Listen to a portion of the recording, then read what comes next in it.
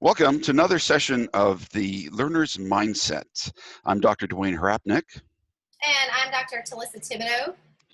And today we're going to be taking a look at the notion of ownership of the learning.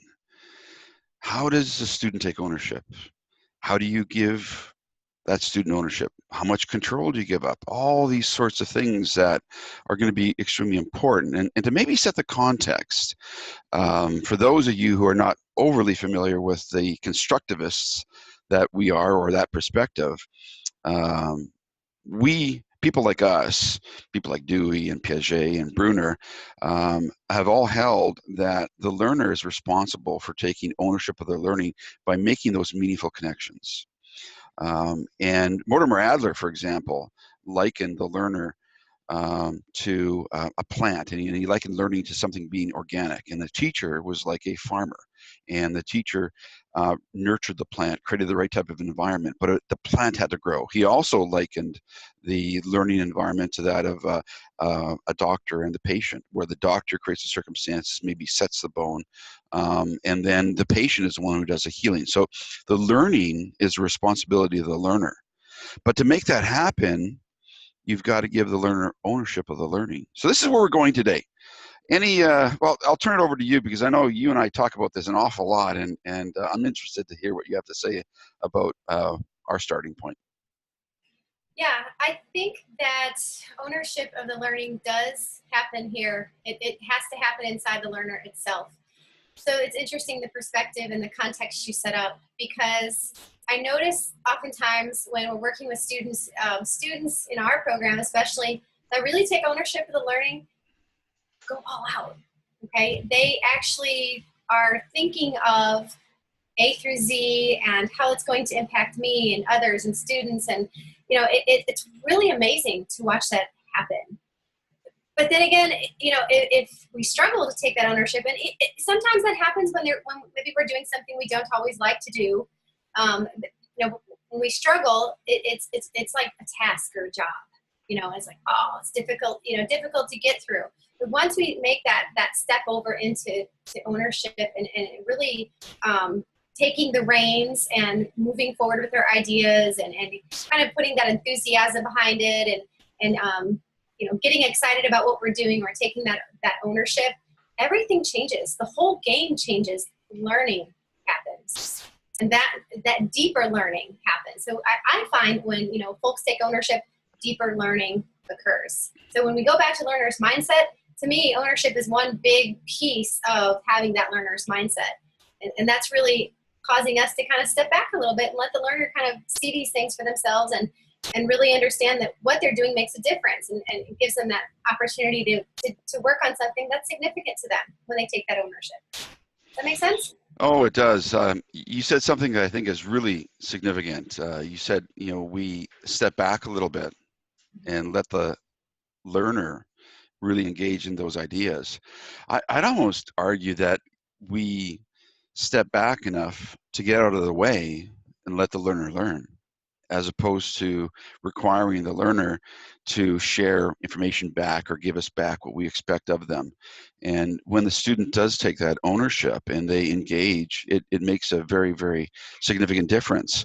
People like Mesereau and Albert Bandura, the self-efficacy advocate, would argue that when a person enters into that aspect of ownership of their learning and the circumstances that they're in, that learning then becomes transformational. Mesereau, in particular, in his work, talks about transformational learning, and he also argues that when a learner can orally talk about what it is they're learning, or write about that experience and reflect back. So from a metacognitive perspective, thinking about learning, when they do that, it changes things. I would argue then is that that's when you can never take it away from them. Right? That's when they get it. That's when it's theirs.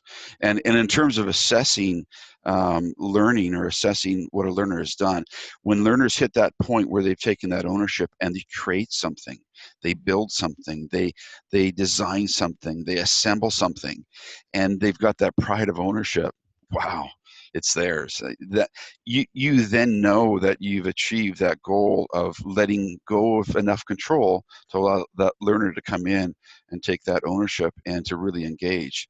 It's exciting to see that, and I don't think we do that often enough.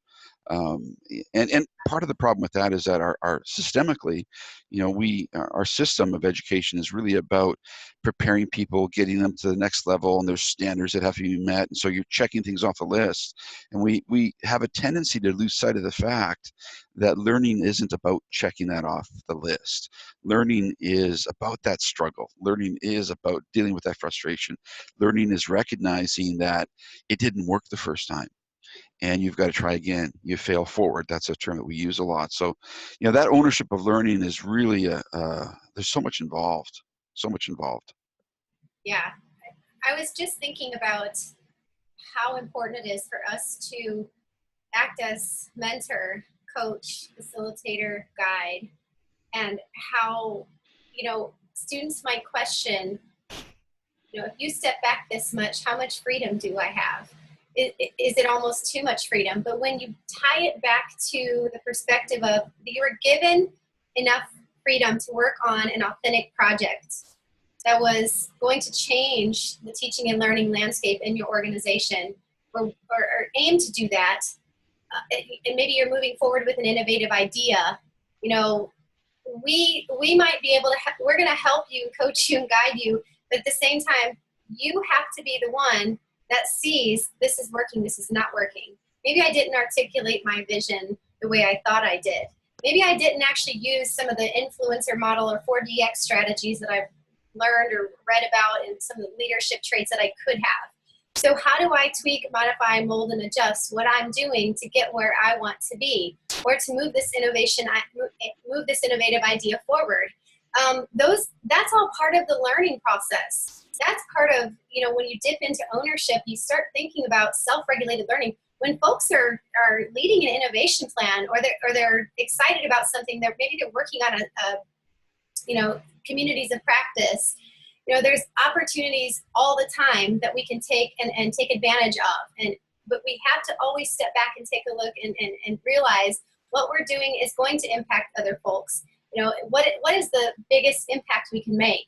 So when you, Dr. Krafnick, and myself come alongside students and help them sort of see, you know, opportunities for them to take that ownership, and then give them that freedom to make those decisions and changes, I think this is where ownership starts to take place. Because now, you know, here I am, the students, I'm going to make a big change in a big way, or these are my plans, this is what I want to do. You know, how is this going to affect other people? And that's the point at which they start to self-regulate, sort of self-direct, and ownership takes place. Now I'm in charge of making the decisions, and I'm going to see how that impacts other people. So we have to give them that opportunity. We have to step back a little bit and be less prescriptive, so that they can learn through that change process. Change is part of leadership. And when you're working through change, you're taking ownership and making decisions that are going to affect you and other people, especially our students. And their learning is number one as educators. I think you've really hit some key points here that, you know, we have to step back, we have to facilitate, and the learners have to really engage in that ownership. And in the past several years that we've been running the Digital Learning and Leading program, and I've had the absolute phenomenal honor of facilitating the capstone course, and we get to see the reflective analysis of the experiences that students have gone through.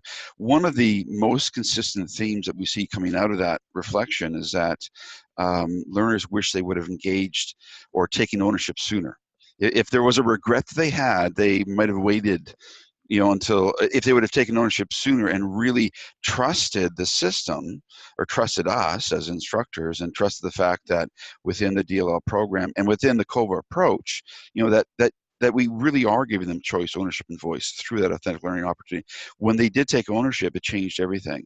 And so if there is a regret, now, when I hear that, I recognize that we have a challenge. because a lot of our educational system is designed based on standards and curriculum and meeting certain standards and getting people to the next level. And so the opportunity to take ownership doesn't happen often enough. You know, even when we implement project-based learning, there's a tendency to use project-based learning in our learning environments, and it ends up being thematic, and the projects have to fit within a very slim constraint. Now, constraints are okay. You want constraints. You do want to have those constraints because they do contribute to creativity, and working within constraints is extremely important. And we recognize that in the work, the new culture of learning. But often the constraints that students are faced is they've got a choice between 2 or 3 little options.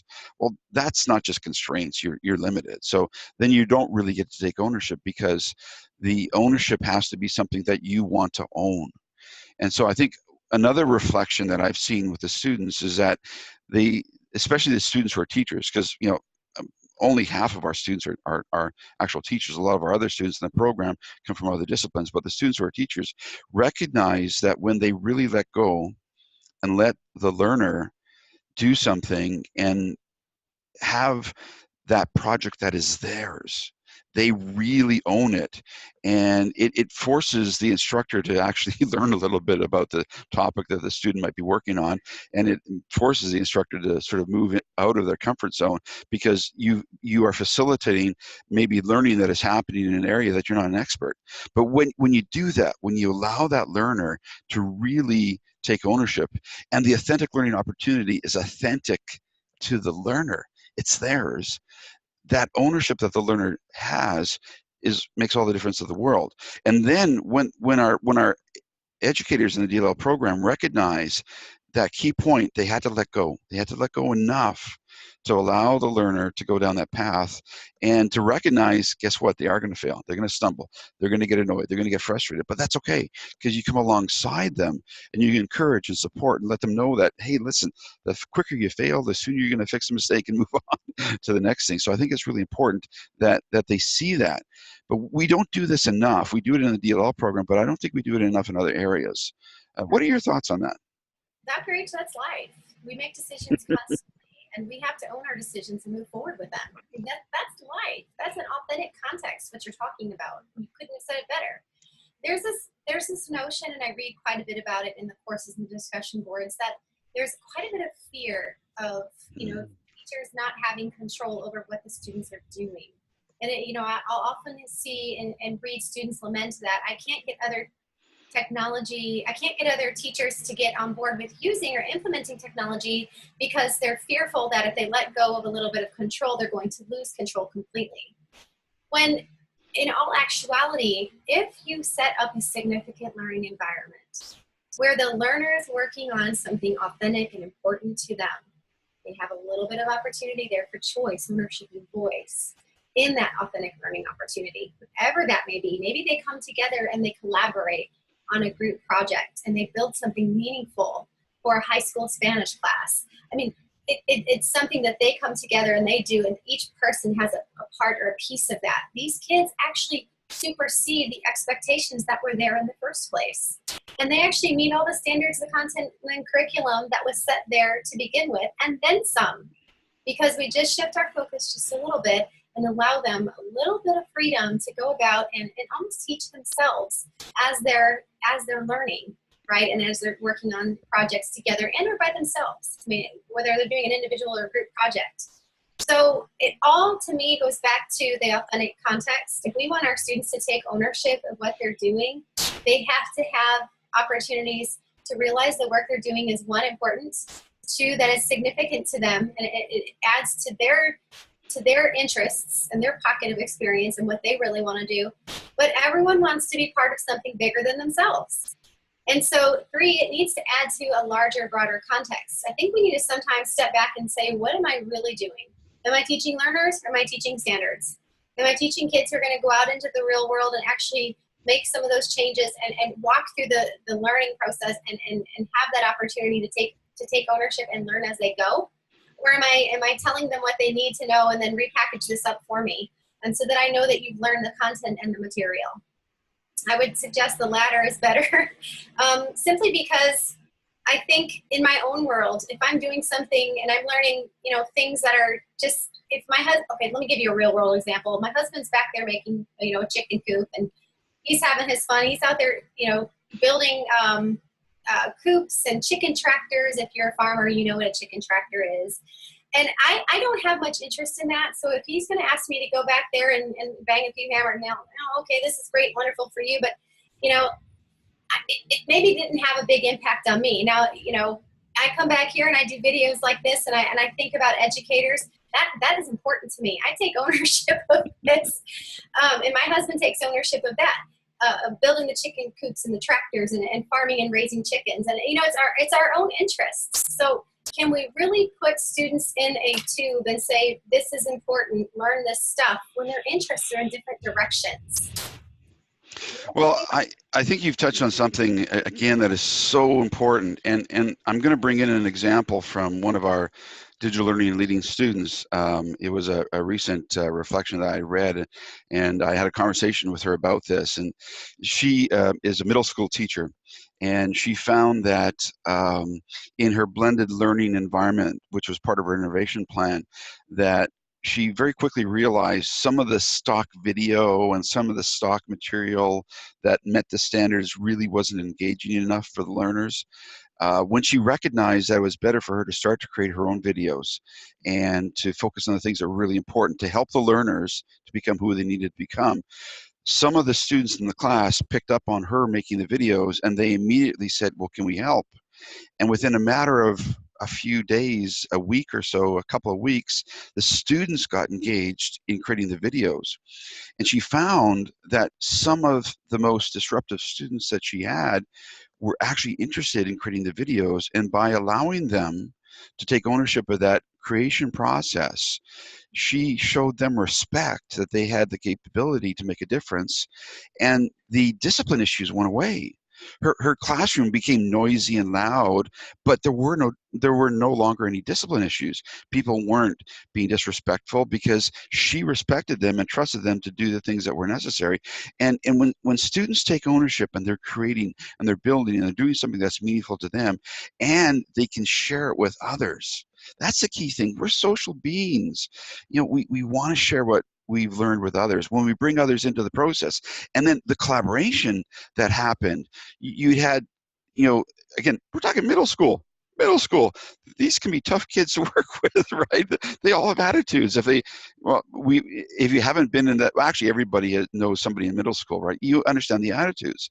And she found that the attitudes shifted and the students were working together, and it was just a night and day difference. And then she had one of her colleagues take a look at what she was doing, and he started to incorporate some of the things that she was doing, and it changed the behavioral problems in the classroom. So sometimes when we actually step back a little bit, respect the learner enough to recognize what they're doing is important and authentic to them. In your example with your husband, hey, that chicken coop, that's important. Building it, there's certain things that are important. By respecting what he's doing, you're acknowledging that is important. And when you do that, that's what we want as human beings. We're social. We appreciate that. So when we do that in the classroom, when we see what a learner is doing that is real and genuine to them, we respect that. Not only respect it, but come alongside and encourage, support, and say, how can we help? And say, this is great. You want to share this with even more people. It means that we're actually looking far enough down the road to see who this learner is going to become, as opposed to what do we want this learner to be able to regurgitate. So it really makes a world of difference. And I think that little bit of respect makes a world of difference as well. I just want to capitalize on something that you said. Sometimes I think folks have a little bit of fear that if their students take on too much ownership, they'll lose that control. But if you can just tilt and listen to what we had to say here in this learner's mindset discussion, tilt in your head into the direction of this student has something that's important to them, is passionate, that they are passionate about.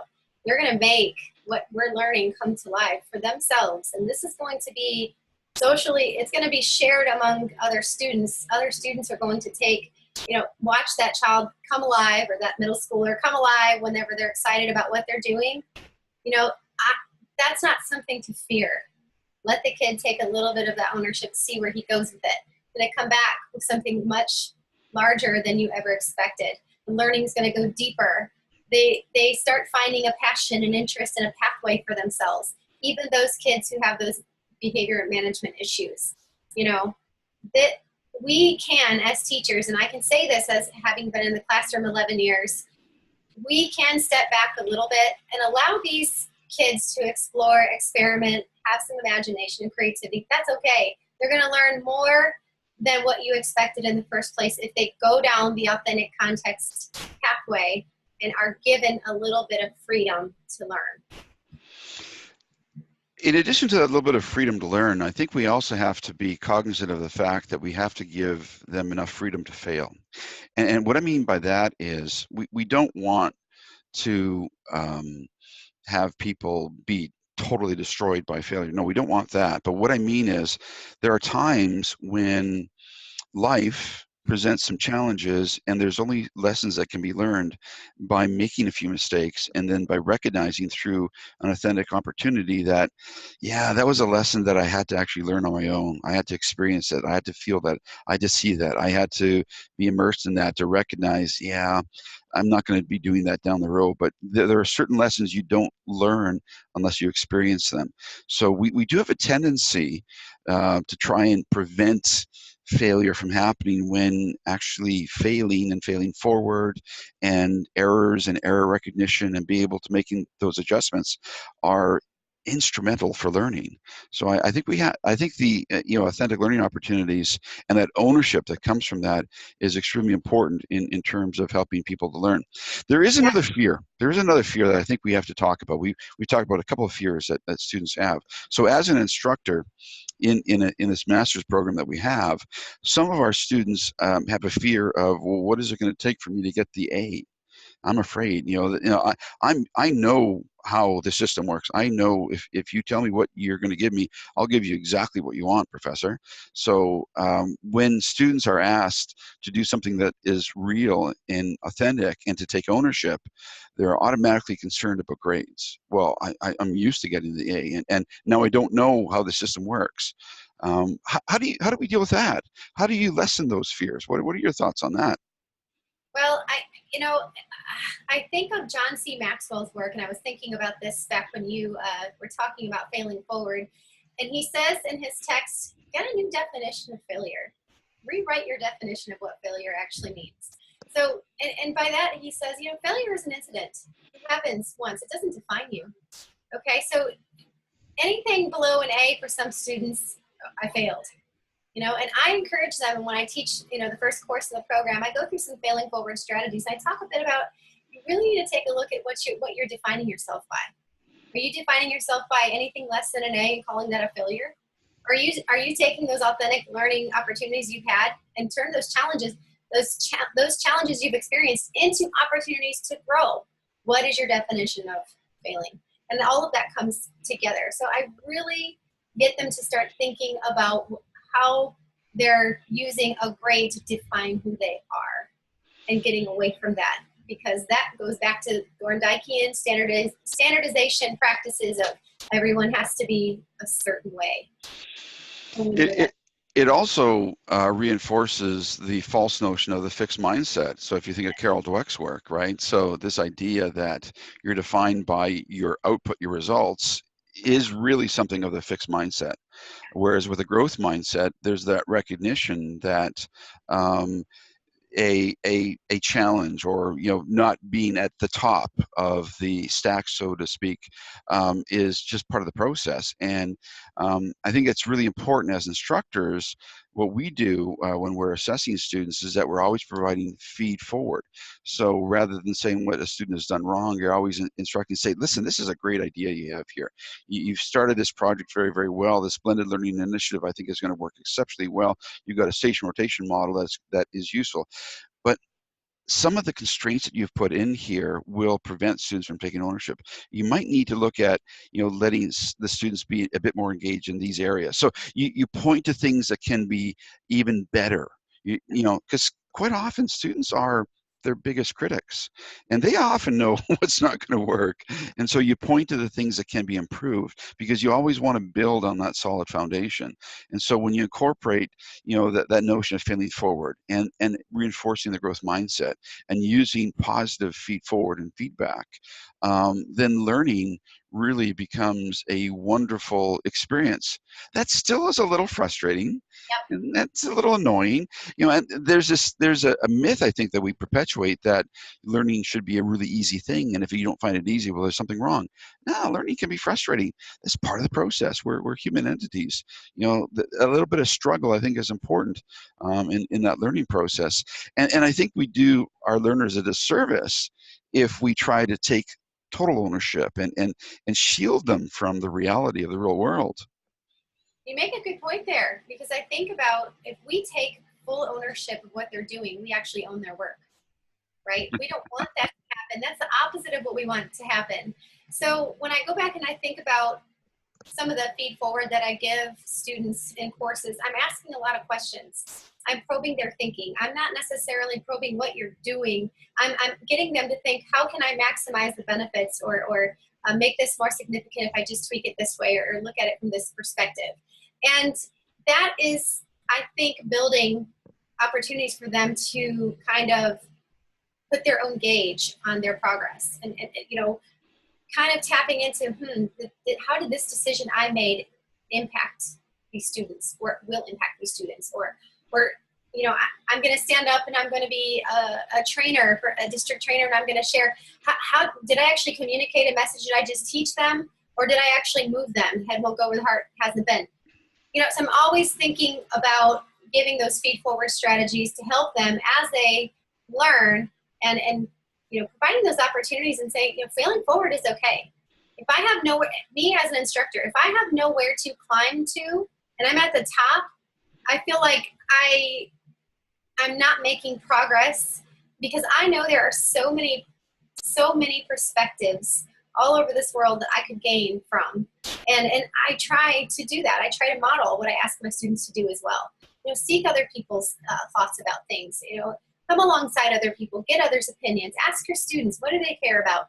You know, get multiple perspectives and pull them together, and make that kind of your little piece, your little dent, and then move forward with your plans, you know, and you'll learn failing forward. You'll learn how to turn challenges into opportunities for growth. You know, so learning is not easy. It's messy. It is messy, and I think it's really important, as we have these conversations, to reinforce a couple of fundamental ideas. What you and I are talking about is a very different aspect of being a teacher. We're talking about being a facilitator. So in a very traditional sense, teachers are often viewed as a gatekeeper, because they're the ones who affirm whether or not the student is right or wrong. But what we're talking about is that we're no longer taking on that role of being a gatekeeper. We're no longer taking on that role of, you know, affirming right or wrong. But what we're talking about is coming alongside and encouraging and supporting, and letting the learner know that our role as a facilitator is to help them be successful, is to help them make the changes and the adjustments to the work that they're doing, so that they can be even more effective. And that facilitation role of the instructor is very, very different. And it takes a little while for learners to get used to that and to trust that, because for the most part, we don't do a lot of that in other programs. We should do a little bit more. And actually, you know what, it's almost going back to, you know, kindergarten. I think some of the most impactful students that we've had in the program are the ones who teach kindergarten grade 1, because you still are allowed to allow kids to be kids in kindergarten grade 1, and you can do real things, and you get to play around, and you get to have some fun, because that's still part of the program. And I find that as our students move up, and we have students who are teaching middle school and high school, or we have students who are teaching at the higher education level, and the stakes are much higher and the standards come into play, that the authenticity of learning goes away. and it simply becomes more of a regurgitation of facts and information and checking boxes off so that the credential can be assigned. And so, there's a lot of lessons to be learned about this idea that everything I learned in kindergarten. If you remember that series of books, I think there's some merit in that sense that, learning at that fundamental level, if you really take a look at who we are as human beings and how we really, really learn, that doesn't really change. The system of education changes, but humans, we learn. We learn by doing, we learn by engaging, we learn by coming together and collaborating, we learn by creating, we learn by designing, we learn by stumbling, by fumbling, by failing. We learn, we are constructivists by nature, and so when the system moves us away from that, I think it's less effective. Now, most students get used to it, and they know how the system works. And so here you run into instructors like us who are going back to this constructivist perspective that has always been there. I think it can be challenging. So the fear of grades, the fear of failing, it's our responsibility, if we're doing constructivist-based learning like we are, to actually put our learners' minds at ease that it's going to be okay. Even though you do fail on an assignment or you fail on the project, that doesn't necessarily mean you haven't learned the lessons, and you can still do fine on the assignment itself, because the assignment is really significant in the sense of what it is that you're going to be doing in the real context. Yeah, I think we've summed this up pretty clearly, and I'm happy with this conversation that we've had. I don't really have other comments to make at this time. What are your thoughts? Well, I think we've hit a lot of the key things, and it's interesting as we do more and more of these conversations, just to let the people who are watching know, we've actually stopped doing talking points, and this is really candid. This is where we live. This is what we're thinking about, and I always find it exciting. Actually, we had probably an equivalent conversation like this even before we started today. So we really should be recording our conversations earlier. Yeah, I think we covered it all, and I'm looking forward to addressing issues of choice and the voice perspective, and more specific aspects of authentic learning as well in future discussions. And as we talked about prior to our conversation here, we are going to have to do another conversational perspective on that whole COVA perspective, the COVA framework in terms of choice, ownership, and voice, as well as the creating significant learning environments. Lots of discussions to follow. But yeah, I think we've done a wonderful job with the ownership part. I think we've owned it. I couldn't resist. I was just thinking, what a good, crucial conversation this was. An open dialogue, free flow of meaning, right? Yeah, it's wonderful. Listen, let's sign off then and say goodbye to everyone, and I look forward to our next conversation. Take care.